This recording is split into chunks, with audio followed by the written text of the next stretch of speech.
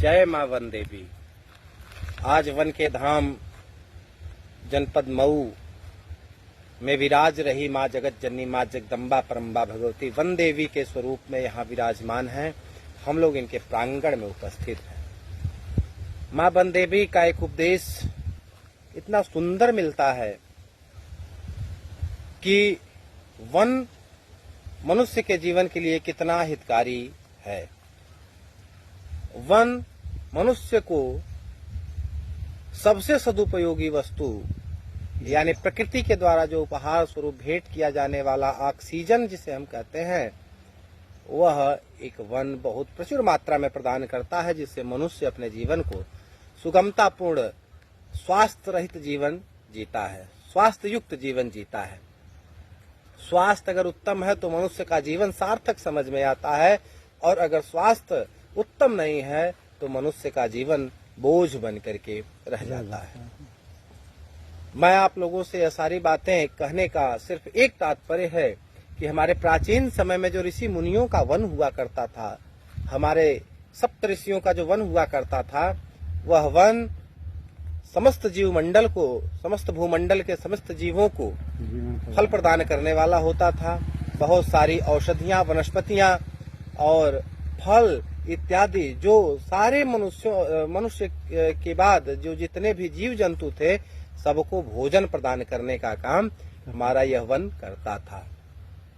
आज बड़ा दुर्भाग्य युक्त जीवन चल रहा है। मनुष्य तो बहुत अपने आप को सद्गुणी मानता है, भक्त मानता है और भगवान के श्री चरणों का दास मानता है, लेकिन स्वतः के जीवन से कभी फुर्सत उसको नहीं मिलती है। वह सारे जीव जंतुओं, पशु पक्षियों, वनस्पतियों इत्यादि के बारे में वह सोचता तक नहीं है। वह सिर्फ सारे प्रकृति के उपहार स्वरूप जो भेंट किया जाने वाला प्रकृति का उपहार है, उसको सिर्फ नष्ट करने का काम करता है।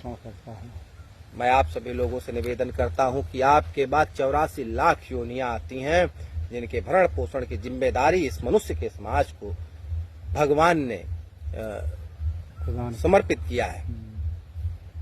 मैं आप सभी लोगों से एक निवेदन करता हूं कि जो प्रकृति की चीजें हम देखते हैं कि जिसे वन कहते हैं, यह सारे जीव को, सारे जीव मंडल को यह ऑक्सीजन के साथ साथ ऐसे फलदार वृक्षों से युक्त होकर के यह फल प्रदान करता है, जिसका भरण पोषण होता है।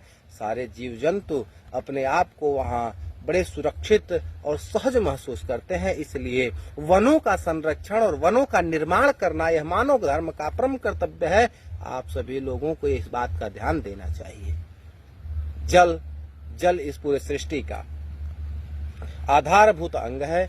जलाशय का संरक्षण होना चाहिए। नदी, तालाब, पोखरे जो समुद्र हैं, उनके संरक्षण का, उनके पर्यावरण का ध्यान आपको देना अति आवश्यक है। इसलिए मेरा आपसे पुनः आग्रह है, पुनः विनती है कि जो प्रकृति ने उपहार स्वरूप इस मानव समाज को दिखाई, आंखों से दिखाई दे रहा है, कानों से सुनाई दे रहा है, आप जो वचनों को बोल पा रहे हैं, जो वचन हमें सुनने को और श्रवण करने को मिल रहे हैं, उनका सबका संरक्षण करना हमारी आपकी नैतिक जिम्मेदारी है। पुनः करबद्ध निवेदन करते हुए मैं आपसे कहता हूं कि ऐसे जो स्थल हैं, उनका निर्माण करने में अपना योगदान प्रदान करिए। जो सामर्थ्य है, जो योग्यता है, जो क्षमता है, वह सब प्रदान करिए। प्रकृति आपको सब कुछ देने के लिए तत्पर है और निःशुल्क प्रकृति आपको जन्म से लेकर के मृत्यु के बीच की सारी जरूरत की चीजें निःशुल्क प्रकृति आपको देती है। मूल्य तो यह आपके जो भाईचारे हैं और जो आपके भाई बंधु हैं, सगे रिश्तेदार, इष्ट मित्र, सगे संबंधी हैं, मूल्य तो ये निर्धारित करते हैं। यह कब्जा करते हैं प्रकृति के चीजों पर और वो उसे बेचते हैं।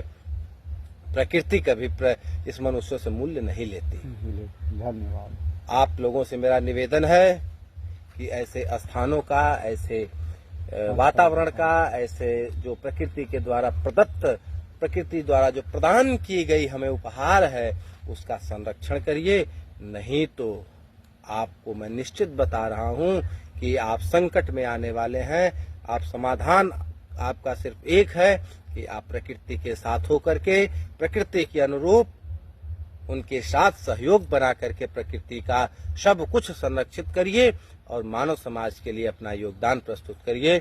जय हिंद, जय मातृभूमि, जय मां वन देवी, माँ बनदेवी से मेरा पुनः आग्रह है कि हम अपने भक्तों पर, मानव समाज पर ऐसी कृपा करें, ऐसी बुद्धि विवेक प्रदान करें जिससे सबको इस बात का बोध हो सके कि हमारा नैतिक मूल्य, नैतिक जिम्मेदारी, हमारा परम कर्तव्य क्या है।